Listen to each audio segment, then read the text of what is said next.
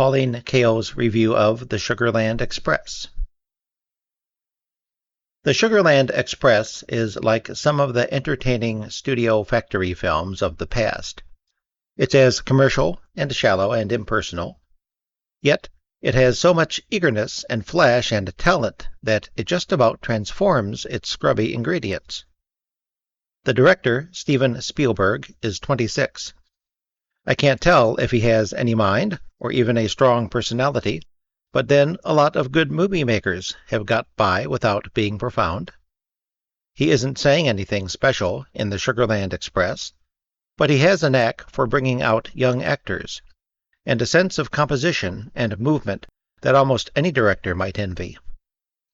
Composition seems to come naturally to him, as it does to some of the young Italians. Spielberg uses his gift in a very free and easy American way, for humor and for a physical response to action. He could be that rarity among directors, a born entertainer, and perhaps a new generation's Howard Hawks. In terms of the pleasure that technical assurance gives an audience, this film is one of the most phenomenal debut films in the history of movies. If there is such a thing as a movie sense, and I think there is, I know fruit vendors and cab drivers who have it, and some movie critics who don't. Spielberg really has it. But he may be so full of it that he doesn't have much else. There's no sign of the emergence of a new film artist, such as Martin Scorsese in The Sugarland Express, but it marks the debut of a new style, new generation Hollywood hand. The story, based on an occurrence in Texas in 1969, is about Lou Jean, played by Goldie Hawn, and her husband Clovis, played by William Atherton, petty thieves who lost custody of their infant son while they were in jail, and their attempt to get him back, which involves taking a highway patrol officer, Slide, played by Michael Sachs, hostage. The child is with his adoptive parents in the town of Sugarland, and as Lou Jean and Clovis drive there in the patrol car they've commandeered, with a stream of police behind, other cars follow, and crowds gather to wish them well. Spielberg, young as he is already a graduate of TV, having caused a stir by his direction of an episode of Columbo and a sensation with a terrifying made-for-TV movie called Duel, which was mostly about a truck. The Sugarland Express is mostly about cars. Spielberg is a choreographic virtuoso with cars. He patterns them, he makes them dance and crash and bounce back. He handles enormous configurations of vehicles. Sometimes they move so sweetly you think he must be wooing them. These sequences are as unforced and effortless-looking as if the cars themselves, mesmerize, had just waltzed into their idiot formations. It's implicit in the movie's whole scheme that vast numbers of cops are pursuing the kidnapped patrolmen, and that people are joining the procession and encouraging the young parents to retrieve their child, because that gives them all an opportunity to get in their cars and whiz across Texas. Photographed by Vilmos Zsigmond, the cars shimmer in the hot sunlight. In the dark, the red lights of the police cars are like eerie blooming flowers. The cars have tiffs, wrangle, get confused, and so do the people, who are also erratic, and in certain lights, eerily beautiful. There's a suggestion of a Robert Altman influence in the fast and loose conversations, but they're not really so loose. The flurries of talk aren't casual. These aren't Altman's people, whose talk overlaps as in life, but rabid people all talking at once, to heat the movie. These huffy characters, riled up and yelling at each other, are in the combustible comedy style of Preston Sturges, of his Hail the Conquering Hero, and The Miracle of Morgan's Creek especially. This movie enjoys orneriness and collision courses, as the Sturges movies did. It sees the characters' fitful, moody nuttiness as the American's inalienable right to make a fool of himself. It merges Sturgis's love of comic confusion with the action world of Cars to create a jamboree. We wind up feeling affectionate towards some highly unlikely people, particularly toward the Goldie Hawn character, Lou Jean, who started it all. Probably everybody knows how talented Goldie Hawn is, and that has made her screen performances the more disappointing. She's done darting, fidgety little bits of business in several roles, but she was stymied. She was thrashing around in tightly blocked pictures. Here, you don't see her yanking the director's sleeve and asking, "Now?" She just does it. Spielberg's youth and speed release her. She stays in character, and the character grows. Lou Jean has more gumption than brains. She's the American go-getter gone haywire. Right at the opening, Lou Jean gets off a bus, and her bouncy, determined walk spells trouble. She could have a sign engraved on her forehead, "I want it now." Whatever it is, Lou Jean can't wait for it. When she goes to the prison farm to visit her husband and starts to scream at him, you know poor Clovis is sunk. In some ways, the world divides into the hysterics, the screamers and scene-makers and weepers, and those who want to keep the peace. Clovis is a pushover for his wife's tantrumy demands. He loves peace, and he loves her, too. He has only 4 more months to serve, but he'll break out of prison when she tells him to, because he's more scared of her than of the authorities.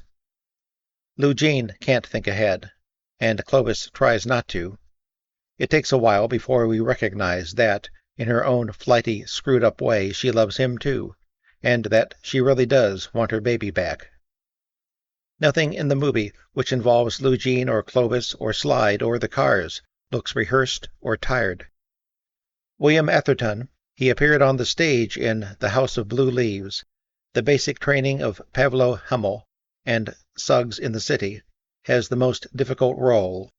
Clovis knows, intermittently anyway, that his wife is too easily distracted to grasp, that they're over their heads in trouble. Atherton's performance gives the picture solidity. Without him, it would be a giddy news-style screwball comedy, but he's the sparrow who falls. With the director's help, but without a great deal of help from the script, Atherton, he looks like the skinny offspring of Robert Redford and Paul Newman, deepens the picture. We begin to share Clovis's apprehensiveness. The script, by Hal Barwood and Matthew Robbins, who are also young, is satisfying and full of incident, but it's made up of swipes from other movies. One routine from Roxy Hart turns up twice. 2 crabbed, mean fathers, each decades older than is called for, make dour pronouncements about their own kids. There's a difference in quality between the writing and the direction. You get the feeling that the director grew up with TV and wheels, and that he has a new temperament. Maybe Spielberg loves action and comedy and speed so much that he really doesn't care if a movie has anything else in it. But he doesn't copy old stuff. He isn't deep, but he isn't derivative either. The scriptwriters are living off the past. I think it's likely that being part of the TV and young movie maker generation affects a director, changes his perceptions, much more basically than it affects writers.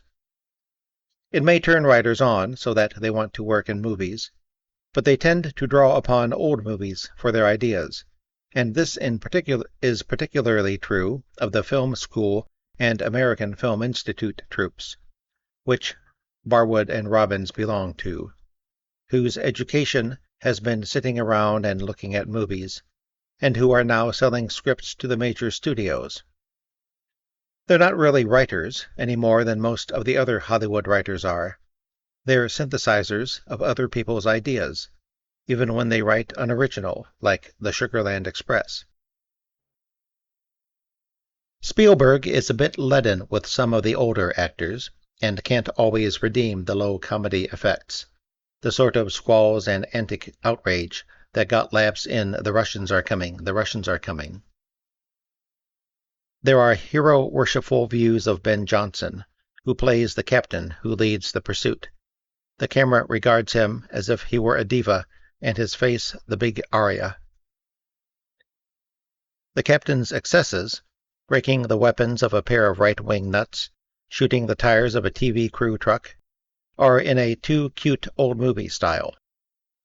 I'm not a great fan of Ben Jonson's acting in general. He holds positions like a pointer, imparting an air of deliberation and importance to every move he makes. Some of the comic touches that pull down Spielberg's style are probably the result of the editors leaving a nudging extra beat. Their work is mostly split-second right, but they leave a beat on an artifact, too, on the teddy bear in the road near the end of the picture, the shot featured in the ad campaign. Spielberg can't redeem it all, but he gets away with it. He's one of those wizard directors who can make trash entertaining. That's what The Sting, for example, tries to do, and though I may be lonely in this, I think it fails. Spielberg savors film, and you respond to that. The Sugarland Express has life to it. Not the kind of life that informs a young film like Mean Streets, probably the best American movie of 1973, but the vitality that a director with great instincts can bring to commercial entertainment. The New Yorker, March 18, 1974. Thank you for listening. I chose this because I watched the movie for the first time today. It was really impressive. I really liked it, and found Goldie Hawn very good. It was really entertaining, and still was realistic. Certainly, the ending was realistic. And Pauline's birthday is this Friday. So happy birthday, Pauline.